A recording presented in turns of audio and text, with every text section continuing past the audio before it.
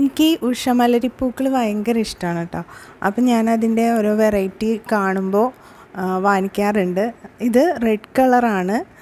അപ്പോൾ ഈ red colour ഞാൻ കുറേ നാളായിട്ട് അന്വേഷിച്ച് നടക്കുന്ന ഒരു പൂവായിരുന്നു കേട്ടോ. അപ്പോൾ കടയിൽ കണ്ടപ്പോൾ അത് വേഗം തന്നെ വാങ്ങിച്ചതാണ്. അപ്പോൾ ഇത് കൊണ്ടുവന്ന സമയത്ത് വളരെ ചെറുതായിരുന്നു. പിന്നെ ഇതിന് നന്നായിട്ട് തന്നെ കെയർ ചെയ്തിട്ടാണ് ഇത് ഇതുപോലെ ബുഷിയായിട്ടൊക്കെ നിൽക്കുന്നത് കേട്ടോ.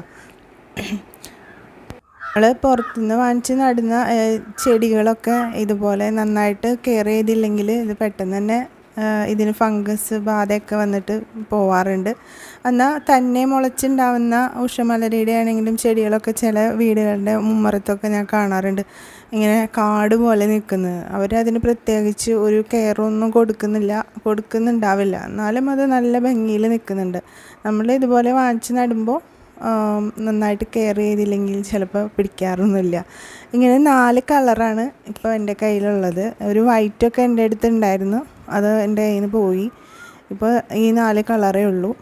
അപ്പോൾ ഇതിൻ്റെ കൊമ്പുകളൊക്കെ മുറിച്ച് നടാനൊക്കെ ആയിട്ടുണ്ട്. അപ്പോൾ ഈ പൂ കാണുമ്പോൾ ഇത് വെട്ടാനും തോന്നുന്നില്ല. അപ്പോൾ ഇതിൻ്റെ കൊമ്പുകൾ മുറിച്ച് മാറ്റി നട്ടാൽ മാത്രമേ ഇതിൽ നന്നായിട്ട് ഇനിയും ഇതുപോലെ നന്നായിട്ട് ആർത്ത് വന്ന ശിഖരങ്ങളൊക്കെ വന്നിട്ട് നിറയെ പൂക്കൾ ഉണ്ടാവുള്ളൂ. അപ്പോൾ ഇതിൽ ഒരു മുട്ടുണ്ടായിട്ടുണ്ട് കേട്ടോ. നേരത്തെ 2 മുട്ടുകളുണ്ടായി വിരിഞ്ഞ് പൂവായതായിരുന്നു. അത് കഴിഞ്ഞ് ഇപ്പോൾ 3ാമത്തെ ഒരു മുട്ടും കൂടി ഉണ്ടാകുന്നുണ്ട്.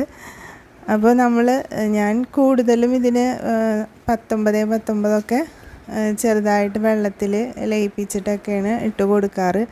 ചെടികൾക്ക് കൂടുതലും ഈ പൂച്ചെടികൾക്ക് കൂടുതലും ഇതുപോലുള്ള വളങ്ങളാണ് കൊടുക്കാറ്. 19 18 അതാകുമ്പോൾ അത്ര നമുക്ക് ചെറിയ തോതിൽ ചെറിയ അളവിൽ കൊടുക്കുമ്പോൾ തന്നെ നല്ല രീതിയിൽ ഇതിന് ഗ്രോത്തൊക്കെ ഉണ്ടാവും. അതുപോലെ ഫംഗസ് ബാധ അങ്ങനെയൊന്നും വന്നെ കാണാറില്ല. ജൈവ വളങ്ങളൊക്കെ ഇങ്ങനെ ഇടുമ്പോൾ അതിൽ കൂടുതൽ പൂപ്പലും ഇതൊക്കെ പിടിക്കാൻ ഉള്ളൊരു ചാൻസ് കാണാറുണ്ട്.